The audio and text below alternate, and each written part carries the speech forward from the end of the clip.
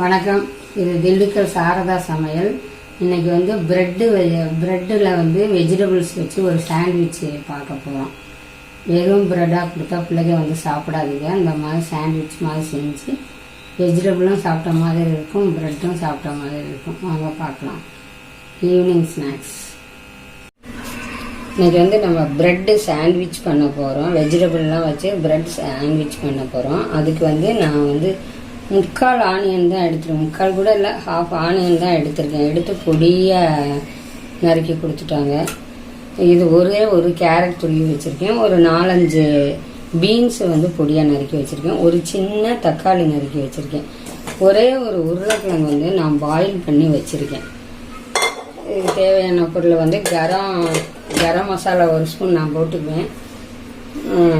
காரப்பொடி 1 spoon, கொஞ்சோண்டு இஞ்சி கூட இஞ்சி நான் நறுக்கி வச்சுருக்கேன். வேணுங்கிறவங்க இது வந்து வேணுங்கிறவங்க போட்டுக்கலாம். இஞ்சி வேண்டாம், இஞ்சி டேஸ்ட் பிடிக்காதவங்க அதை விட்டுருங்க. நான் இஞ்சி பிடிக்குங்கிறதுனால இதுக்காக நான் நறுக்கி வச்சுருக்கேன். வாங்க எப்படி செய்கிறதுன்னு பார்க்கலாம். இந்த வெங்காயத்தை எண்ணெய் காஞ்சோடனே வெங்காயத்தை ஃபஸ்ட்டு போடுறோம்.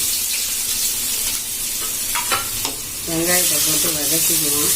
அதே போல் தக்காளியுமே ஒரு சிலர் போட மாட்டாங்க. நான் அந்த புளிப்பு கலந்தாதான் நல்லா இருக்கும், அதனால நான் போடுறேன். தக்காளியும் வேண்டாம், எனக்கு தக்காளி பிடிக்காதவங்க தக்காளி போட வேண்டாம். நான் ஒரே ஒரு தக்காளி போட்டுருக்கேன்.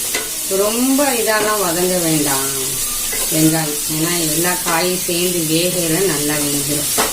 2வது வெங்காயத்தை நல்லா பொடியாக என் பொண்ணு கட் பண்ணியிருக்காரு, அதனால சும்மா லைட்டாக வதக்கினா கூட போதும். இந்த தக்காளி போட்டுக்கிறேன். நான் தக்காளி போட்டால் தான் இந்த புளிப்பு சுவை வந்து அதில் நல்லா இருக்க மாதிரி எனக்கு தோணும். நம்ம தக்காளி சாஸு அதெல்லாம் வீட்டில் இருக்காதுல்ல, அதனால நான் தக்காளியை வந்து நறுக்கி போட்டுருக்கேன். தக்காளி வேண்டாங்கிறவங்க வைக்கிறோம். ஏன்னா கேரட், வெங்காயம், பீன்ஸு இதெல்லாம் முக்கியம். பச்சை பட்டாணி இருந்தால் பச்சை பட்டாணி கூட போட்டுக்கோங்க. இது எல்லாத்தையும் போட்டு ஒன்றா போட்டு வதக்கும்.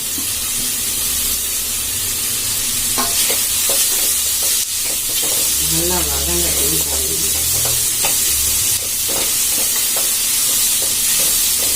இந்த இதில் உப்பு கொஞ்சம் போடணும். அளவு உப்பு போட்டாலும்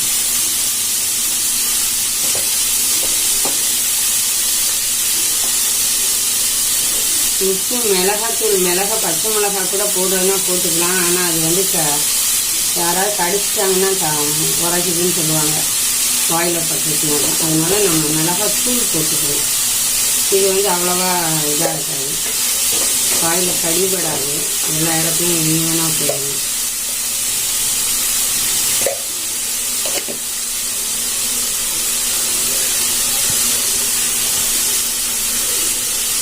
இங்கே வந்து கரம் மசாலாவும் தேவைன்னா போட்டுக்கலாம், இல்லாட்டி இதோட விட்டுக்கலாம். நான் கரம் மசாலா அப்போ தான் கொஞ்சம் டேஸ்ட்டு தூக்கி கொடுக்கும்.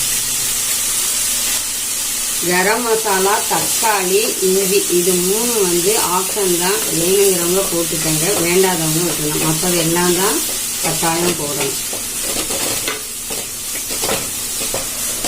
நல்லா வேகட்டும் ஒரு 2 நிமிஷம். அதுக்குள்ளே நம்ம உருளைக்கிழங்கு வேக வச்சு வச்சுருக்கோம். அதை தோலெல்லாம் உரித்து அதை வந்து மசிச்சு கொண்டுட்டு வந்தோம். அது வரைக்கும் வேகட்டும். காயெல்லாம் ஓரளவு வதங்கிடுச்சு. இந்த ஸ்டேஜில் நான் ஒரே ஒரு உருளைக்கிழங்கு தான் 4 நறுக்கி வேக வச்சுருந்தேன். அதை நல்லா மசிச்சு ஸ்மாஷ் பண்ணி இதில் போட்டு நல்லா கலந்துக்கணும். அப்போ தான் வந்து இந்த ப்ரெட்டில் வைக்கும்போது கொஞ்சம் நமக்கு நல்லா கலவையாக இருக்கும், உதிராமல் இருக்கும். அதுக்கு தான் இந்த உருளைக்கிழங்கு சேர்த்த மாதிரி இருக்கும், டேஸ்ட்டும் கூடின மாதிரி இருக்கும். இதோட இது வந்து நல்லா கிரிப்பாக இருக்கும். அதுக்கு தான் கிட்டத்தட்ட மசாலா ரெடி ஆயிடுச்சு.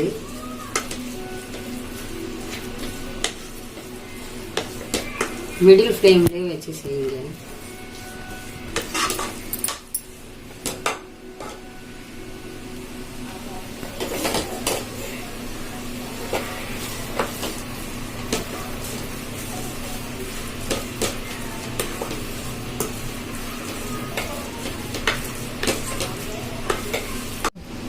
இதுக்கு வந்து பட்டர் வந்து கொஞ்சம் வேணும். பட்டர் இல்லாதவங்க டால்டா கூட வச்சுக்கோங்க. ஆனால் பட்டரோ நெய் இருந்தால் கூட போதும். இந்த 3ல் ஏதாவது வேணும். அதை வந்து நம்ம நல்லா தோசைக்கல்லை காய வச்சு, இது தோசைக்கல் காயட்டும், அதுக்குள்ளே ப்ரெட்டில் நம்ம தடவிடுவோம்.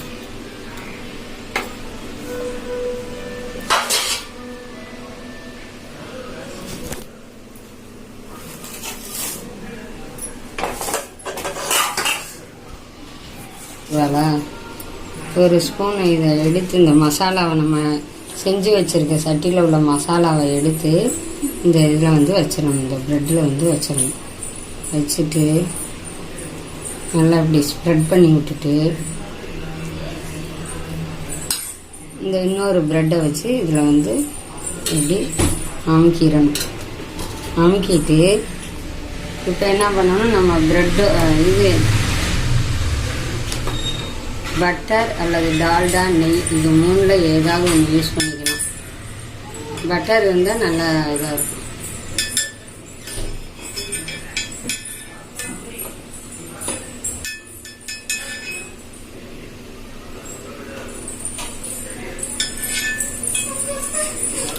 இது பண்ணி இதை வந்து அப்படியே வச்சு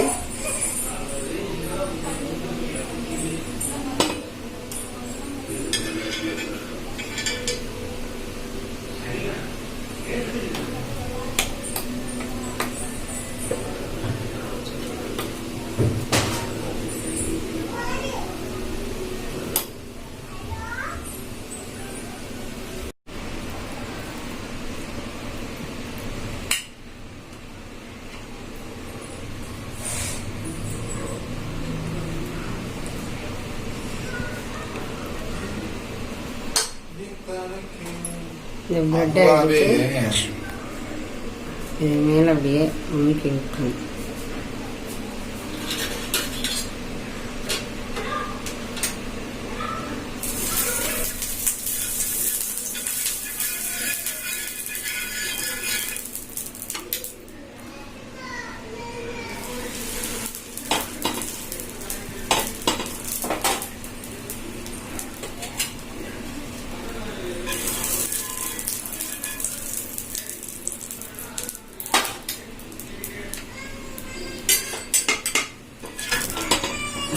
வந்துருச்சு. இருங்க, கொஞ்சம் நம்ம போட்டுக்கலாம்.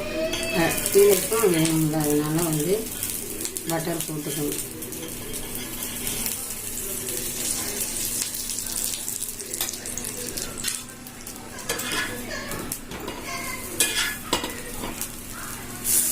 இந்த மாதிரி ப்ரௌன் கலர் வரணும்.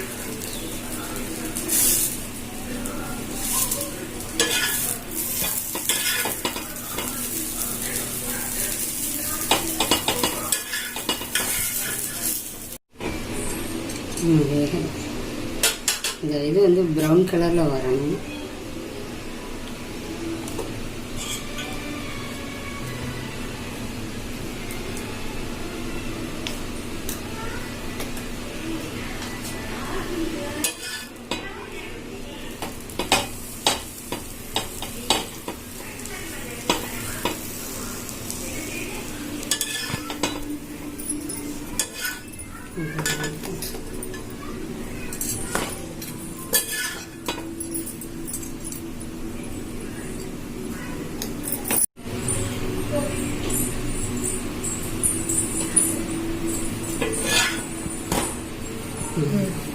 இந்த மாதிரி ப்ரௌன் கலரில் வரவும் 2 பக்கம் பெரட்டி போட்டு எடுத்துடணும். அவ்வளோதான். அடுத்தது